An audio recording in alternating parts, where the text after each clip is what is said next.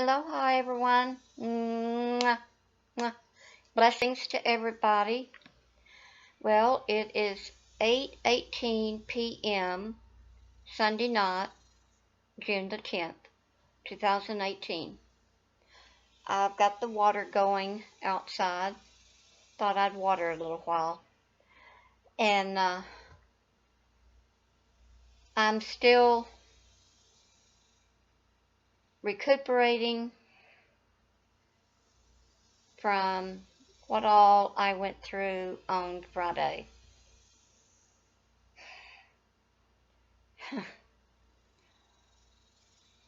At this very moment, at 8:19 p.m.,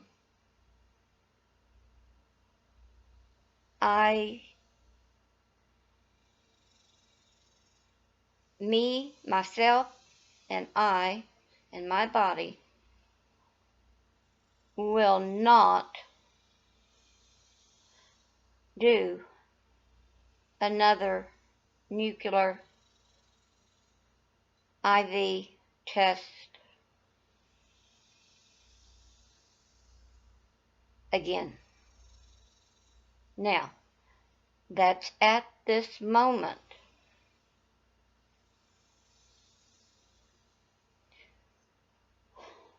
Down the road, at whatever time, day, month, year, that may change. I don't know. I just know how me, myself, and I, and my body are right now.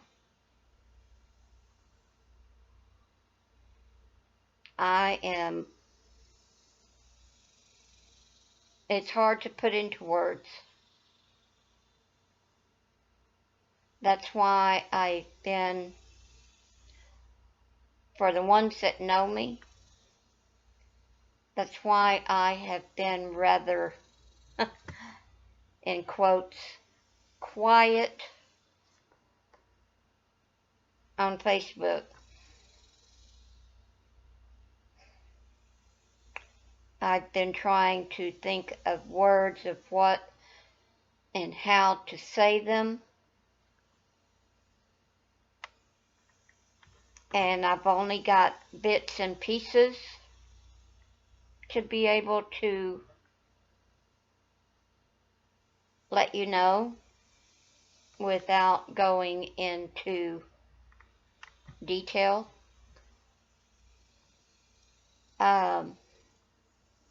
I do know after I got home that evening, probably about, I guess, I don't know, 5:15, 5:30, a little after, thereabout, I don't know. I left out at, we were wanting to leave about 5:15. I think it was like 5:30 in the morning when we left out. Thereabouts, give or take. And then got there and didn't leave from there until, I guess it was somewhere 2:15, 2:30, 3 o'clock after, I don't know. It was a long, long day.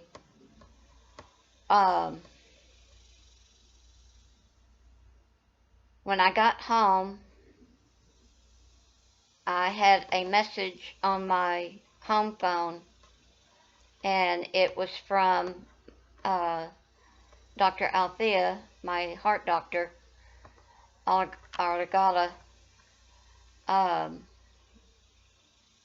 it was one of her nurses that had called to let me know the results of the test, and that there were some changes on there, but yet it wasn't going to be enough to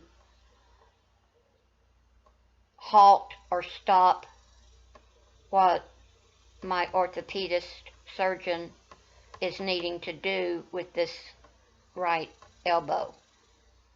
And so she gave me the clear light, the go ahead to have the surgery. That alone, with what all I went through, and the results of that, was God, my assigned appointed angel, Jesus, my native forefathers, and all of you who have been saying prayers for me. It took all of y'all, and the ones I mentioned,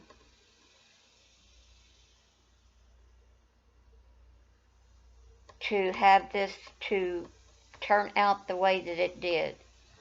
Because when I left there, that little bit of sliver, got that much, about all, kept knocking on my head. I kept denying it. I kept denying it. Kept on, but it kept knocking. And I, go away, leave me the frigging alone.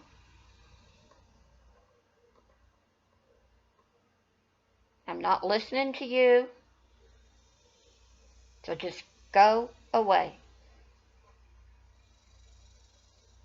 And that was that I would not be getting the clearance. Oh, he tried. He tried in all ways.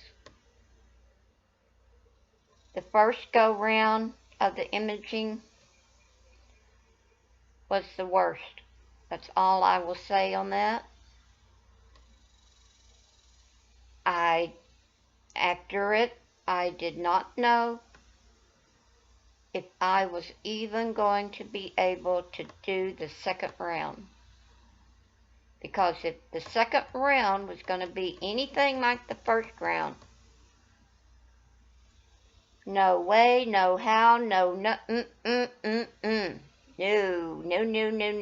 no. I wasn't going to do it. Not if I was going to have to go through what I went through.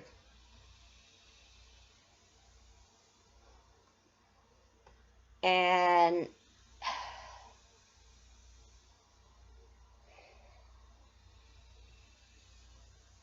so on the second go round, because even on the first go round, ended up having to, they did the pictures and then they had to redo the pictures. So it was like a double dose of just the one round.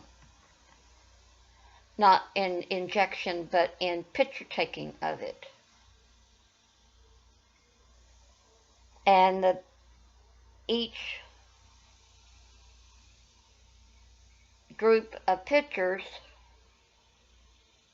I say a group, but they may have a different terminology of it, but I say a group, that first group that they had to redo takes anywhere from 20 to 25 minutes, something like that.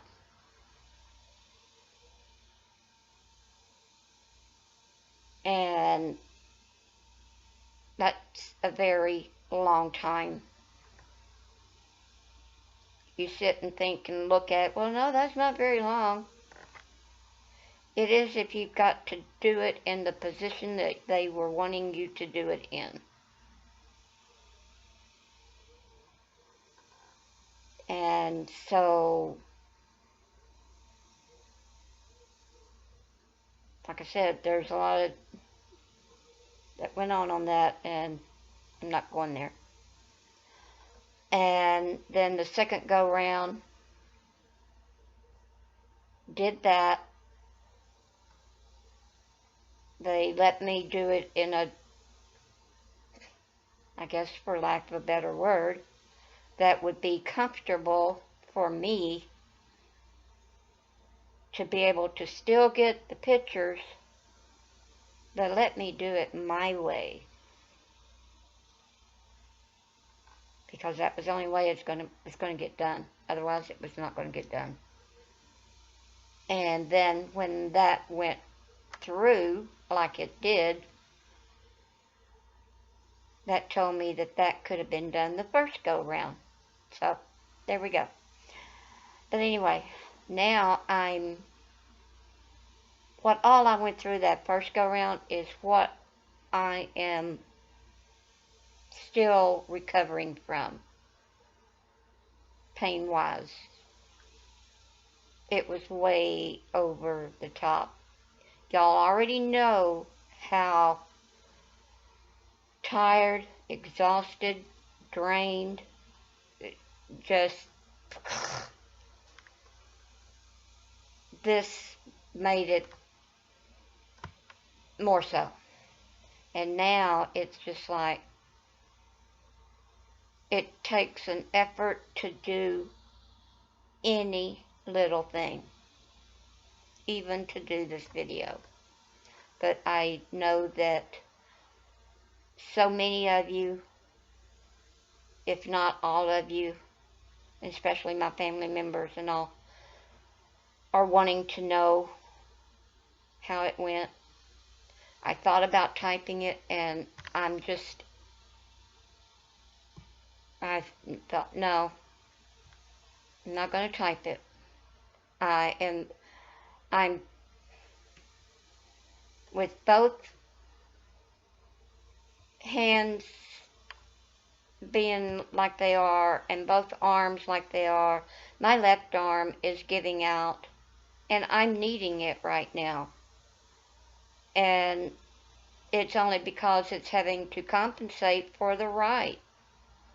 And so I'm limiting what I do to be able to continue doing what I'm needing to do. So now that I've got the clearance for the surgery, I had already mentioned to you of how the arm was doing, meaning the right arm.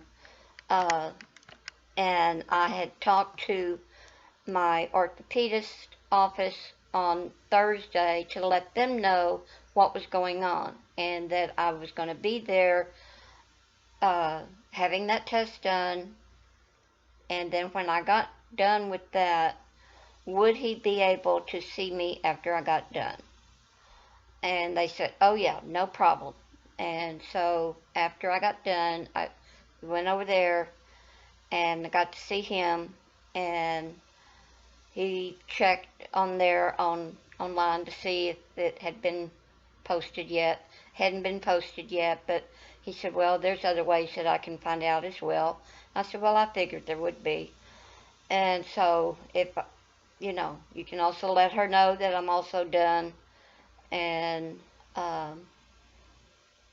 you know, he said, well, did you have any chest pains or shortness of breath, anything of that nature tinging around in your chest area when all of that was going on? And I said, no, sir, not one bit.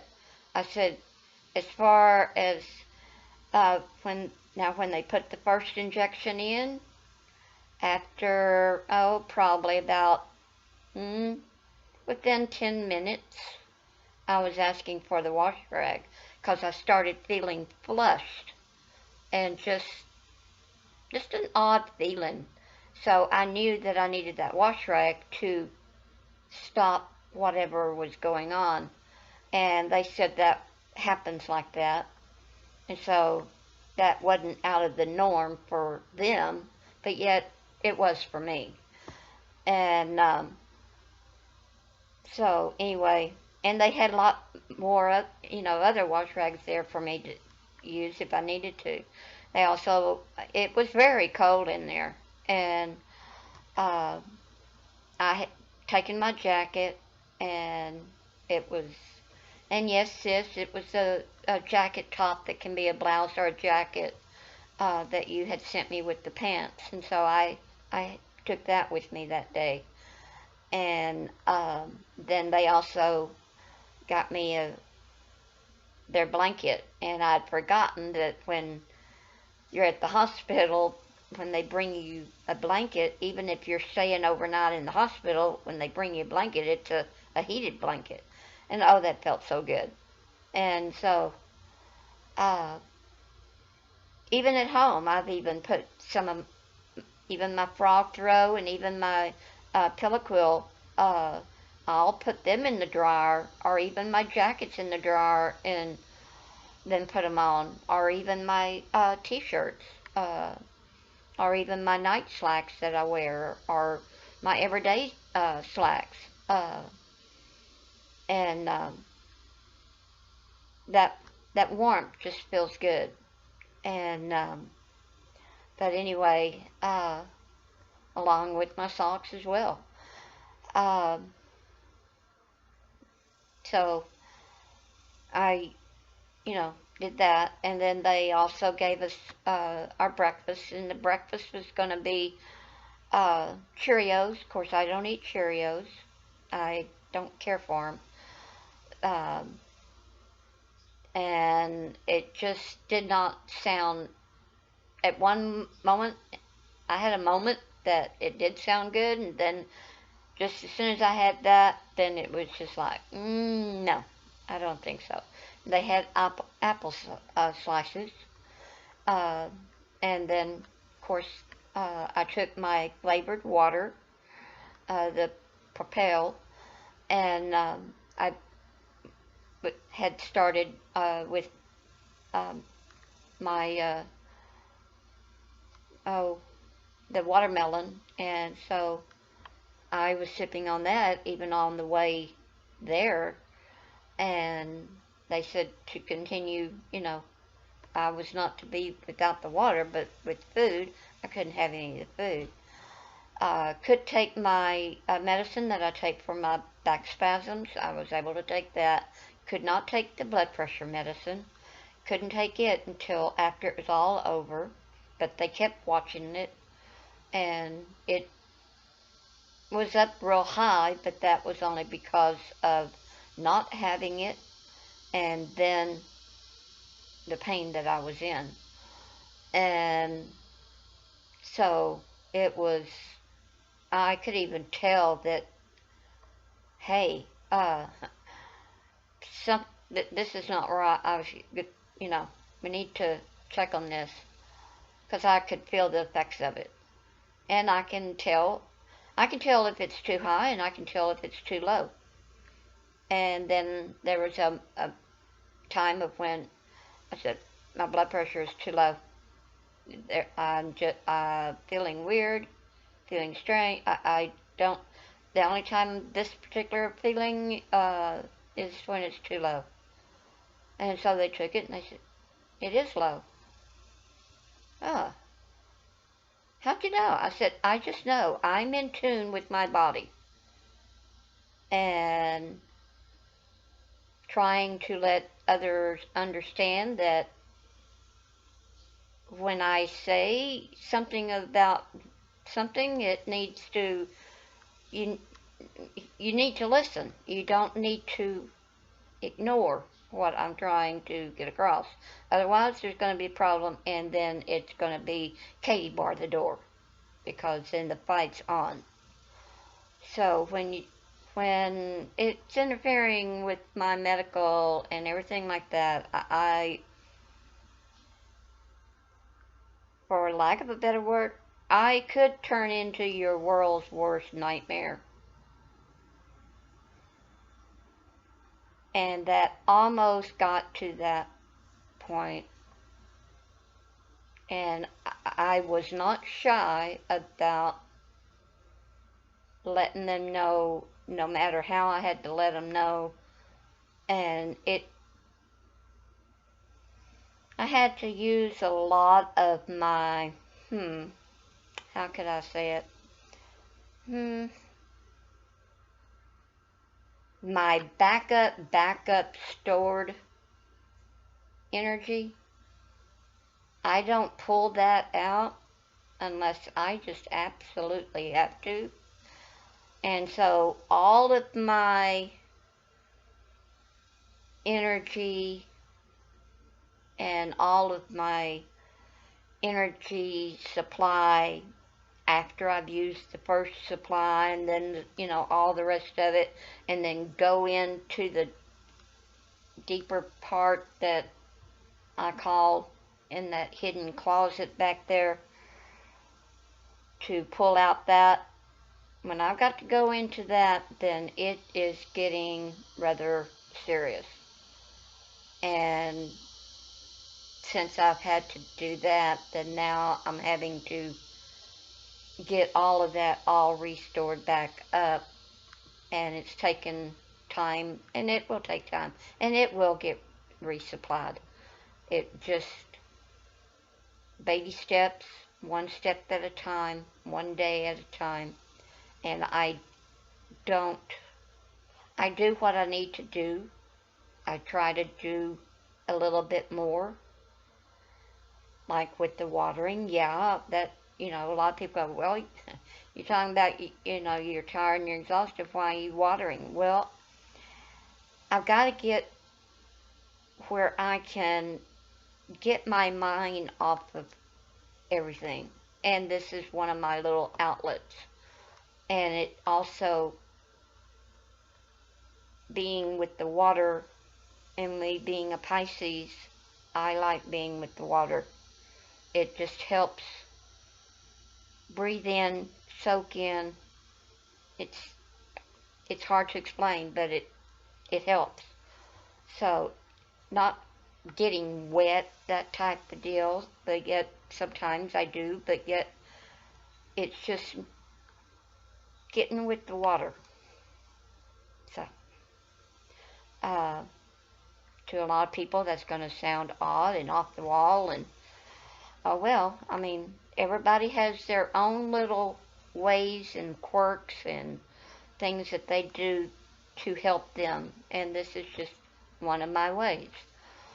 So it's like, don't try to stop me, don't try to avert my attention to something else, because that's not going to work for me.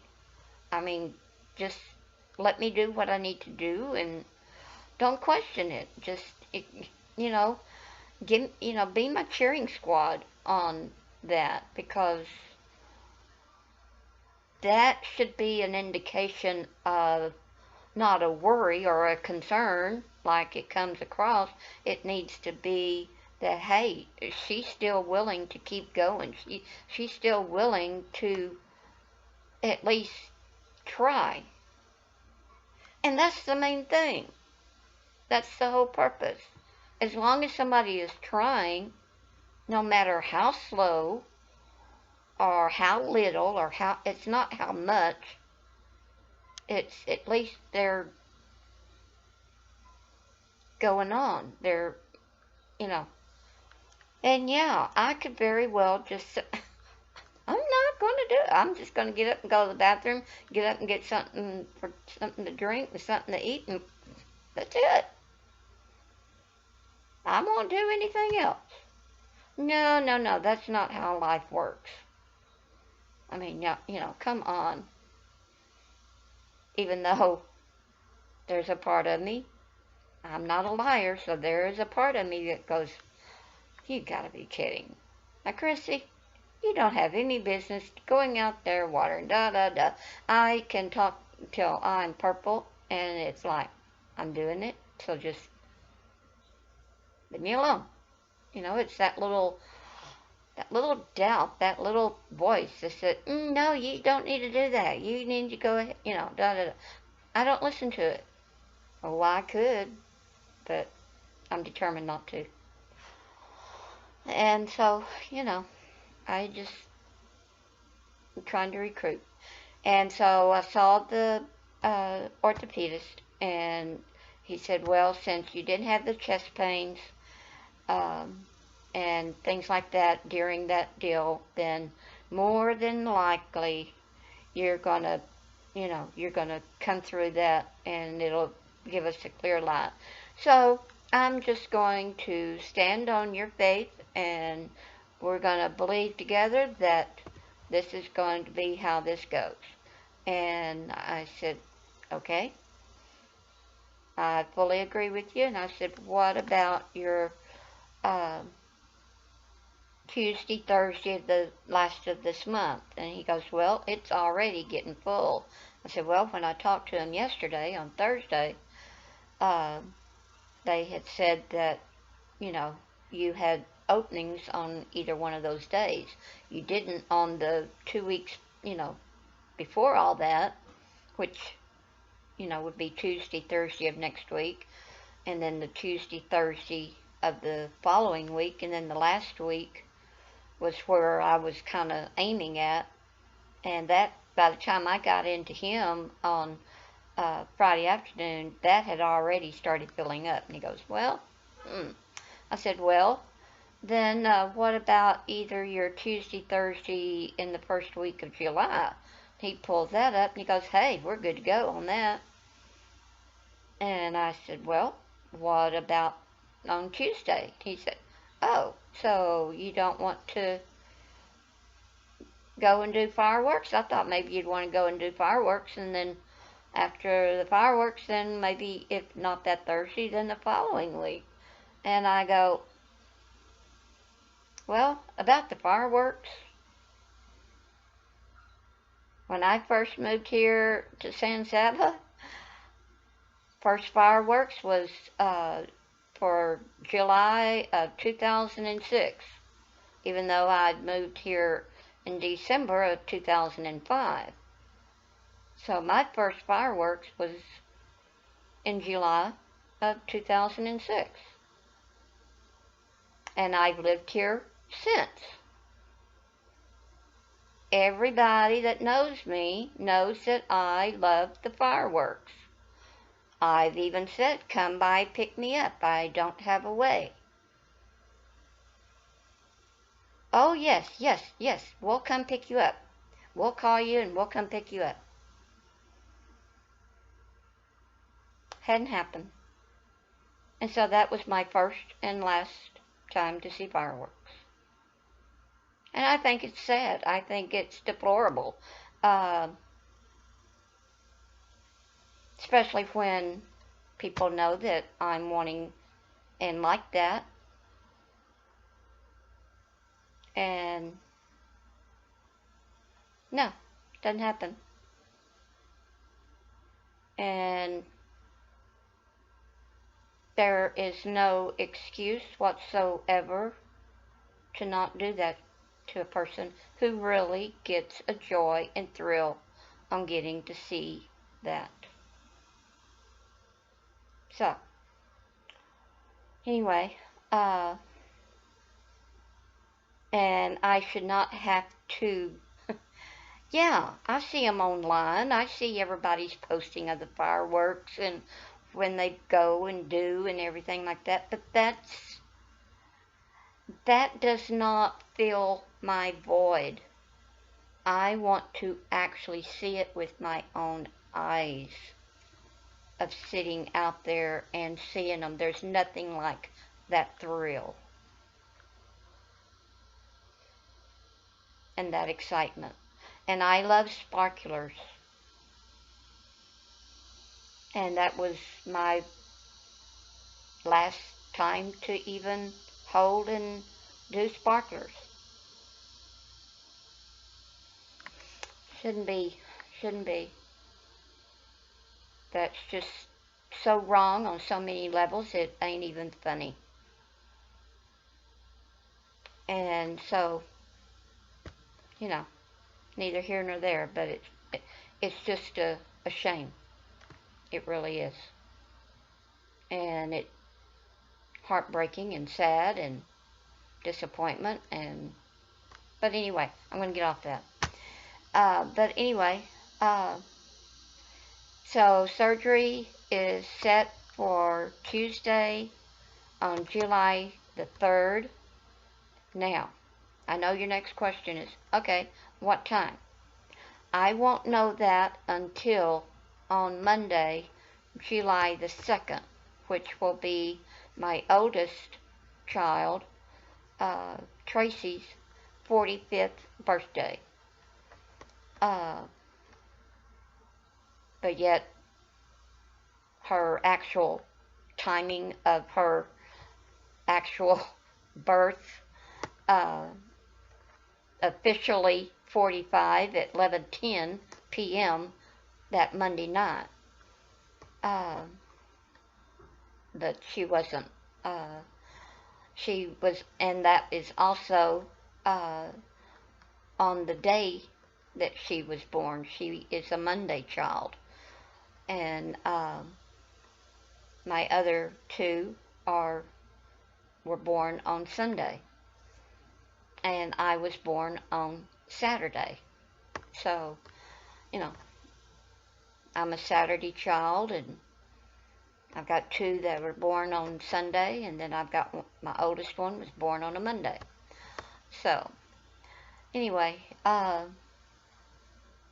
it's just hard to believe she's going to be 45. That just astounds me. I was 21 at the time. And anyway, I'll find out sometime that day of what time I'm to be there and about when the surgery's going to be. And then he said more than likely I will get to come home that day. And yet I'm still going to go ahead and take my bag just in case. I'd rather be over-prepared than under-prepared. And so,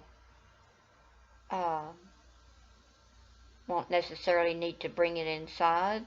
But then if I do, you know, end up having to stay, then all they have to do is go out to the car, get it, bring it inside. There we go. I'm not having to talk to somebody on the phone to try to go, well, look at such and such place there. No. You just fix a bag and take it. If you need it, you got it. If not, then you can always bring it home and undo. That's not the biggie. So, that, you know, less hassle, less bustle. So, but more than likely, and I feel that I'll be coming home. But I've done this ever since I was a little kid, that I always had a bag packed so that if I did stay, then it was all right there. I had what I wanted, and I'm not having to do all the mapping. Yeah, and there were times when I'd go ahead and do all that, but oh God, it was such a struggle, and I said, no, I'm going to go back to my old way of how I do it. So, and I've stuck with that. But anyway, and then I've already got my post-op appointment is July the 13th. That could change. It just all depends on how things go. It could still be for that day, or it may need to be moved up, or it may need to reset back. You know, I don't know. But it's already set in. Now, the reason they couldn't set in on my deal for the surgery, even though on calendar I'm marked down, but yet it won't be, quote, marked for time until July 2nd at some point during the day. So, it's kind of odd that it's set that way, but that's the way it is. So, I am looking forward on getting this taken care of. And then with this part, with my neck part, and the upper shoulder part right here, and into the arm and the upper arm part, he said that could be just all interreacting to what's going on in the elbow. But then once I release all of that, then that may alleviate or even stop it or slow it down.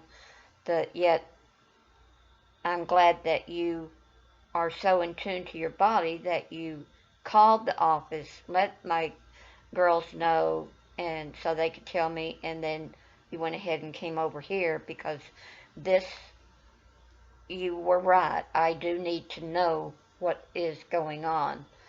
And I said, I just felt that you really did need to know.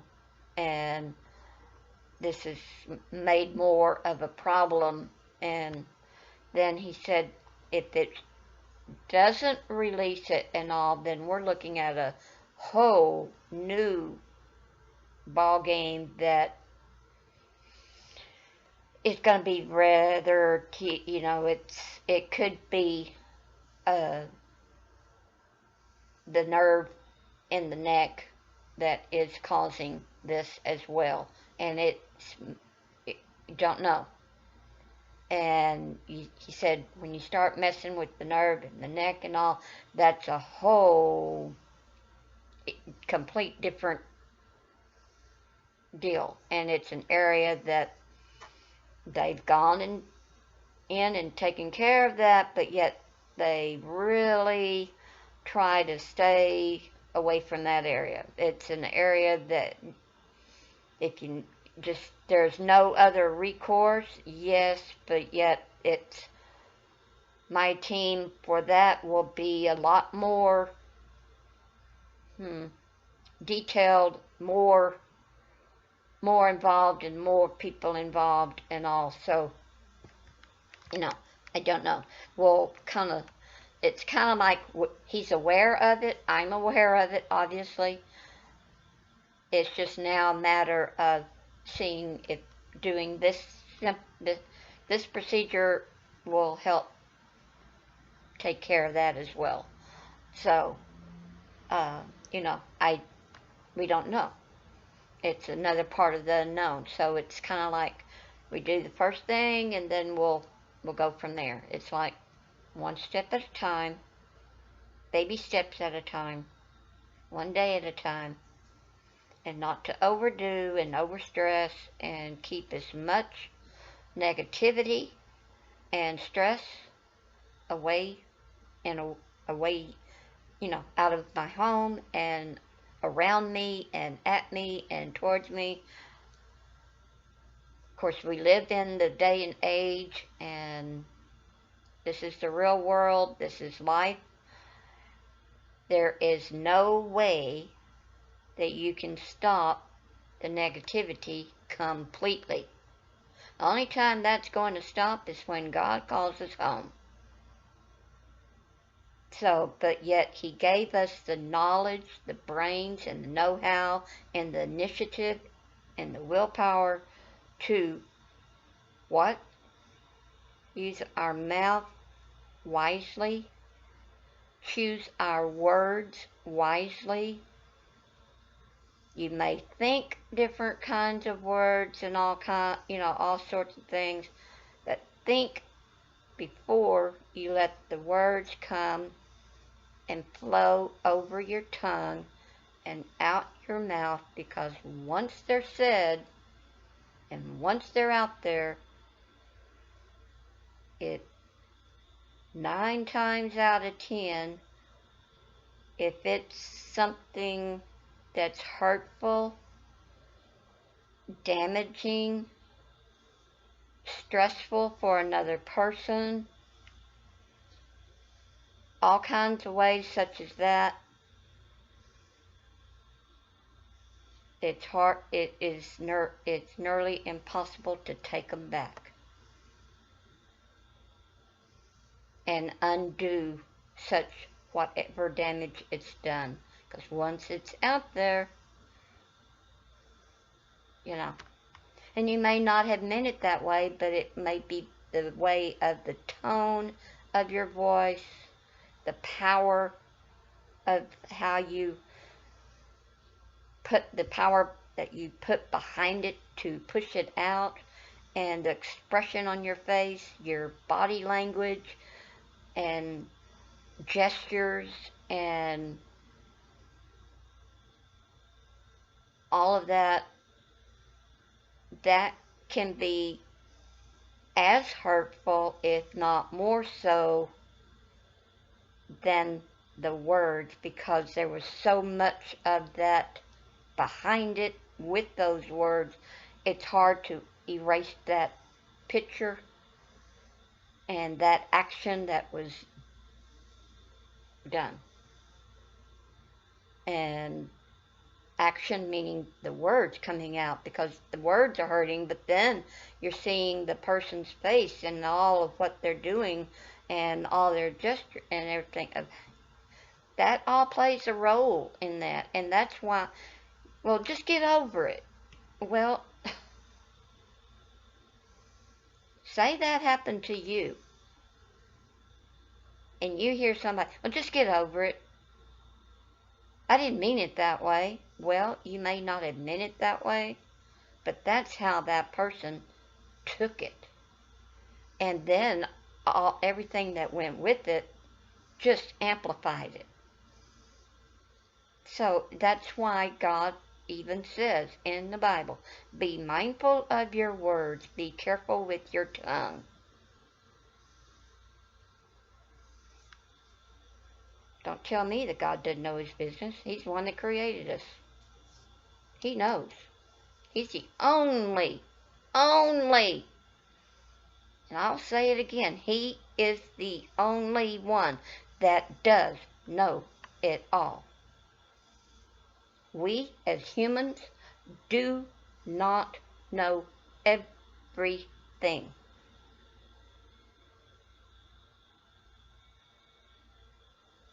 There are so many out there that are what a lot of people call know-it-alls. And they've got an answer for everything. Well, I'm sorry, the only one that has the, quote, answers for everything is God. Some he will share with us, some he will not. He gave us the brain and the willpower and the know power of studying and working and learning and ask questions, because you're not going to learn until you do ask questions. Or go to and if that person doesn't have the complete answer, then you go to another person and get another answer. You go to the library. You go to where all the knowledge of the words are, and you study to get to know. He gives us all these tools, but yet it's how you go about using them and making sure you get to where you need to go to get the answer for whatever it is you need to know. You don't just close up shop and just go, well, I'm done with that. Oh well, I'm not getting my answer, so forget it. No more. I'm sorry. So now you're going to be a quitter. You're going to give up.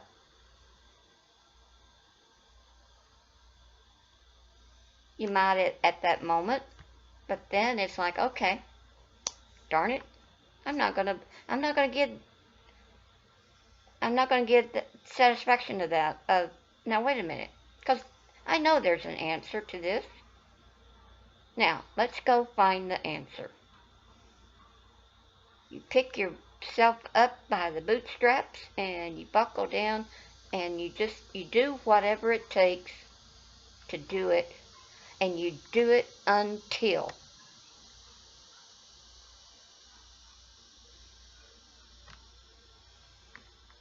a person can only cry over spilt milk for so long, and somebody can cry over mea culpa, mea culpa, mea culpa. I'm sorry. Kind of gets old after a little bit, because then all that's doing is saying, I'm done. I'm done. I'm not going to do no more. Well, okay. That's your choice. It's sad. But just know I'm going to be saying extra prayers for you. That's all a person can do. Plus, you cannot help somebody who does not want to help themselves. You can try.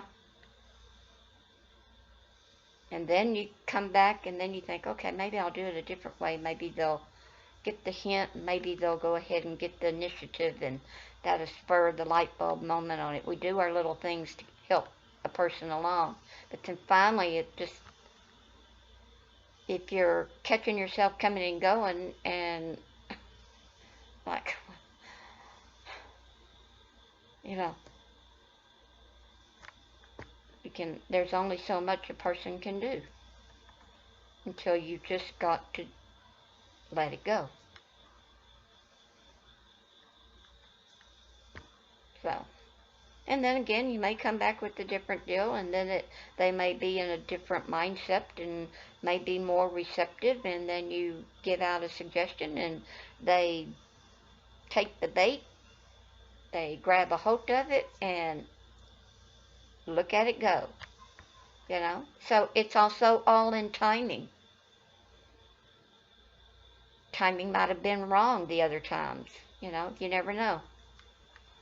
Because if they've got something going on that you're not aware of, that could be stopping them from understanding what you're trying to tell them, that they've got a way to go ahead and do it. So there's a lot of things that play into action on that. A lot of people don't understand that. But, you know, I learned that from, you know, reading the book of How to Win Friends and Influence People. That all of that also works and applies for when you're applying for a job and, you know, and everything like that.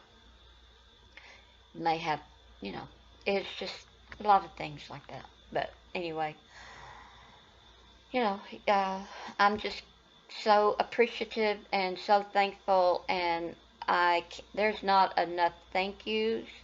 There's not enough words to convey to all of y'all of how much all of y'all truly mean to me and have a special place in my heart that belongs only to you and to no other. And it's just, it means so much. And it has helped, and just continue on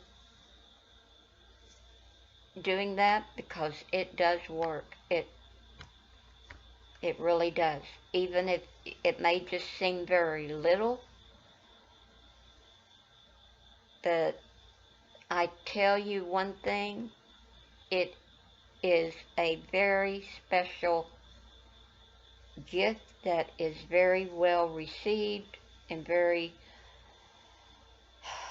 it's the blessed gift that y'all have given me. It's just like y'all have given me the crown jewels, because it has really helped.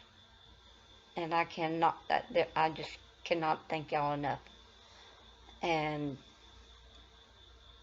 this is my way of letting y'all know just how much all of that has meant to me. I mean, it really has, and it always will. And there will not ever be a time when I will not ever be where, you know, you'll never hear the words out of my mouth of anything other than that, because that's not even on the deal. Because I am just so overfilled and overjoyed and so great. You know, your love and thoughtfulness and kindness and support and love and it's very powerful, and I have felt it every step of the way. It has really supplied my steam to put back into this engine and keep this train going. And Thank y'all. Thank you, thank you, thank you. Mwah, mwah. Love y'all. Y'all have a good evening, a safe evening, and be careful, be watchful for all the others out there that are out on the road. And you are worth it. You can replace your vehicles. You can replace your cell phones. You cannot be replaced. Just know that. And this lady loves y'all, each and every one of you, so very much. Mwah. Later, Gator. Night-night.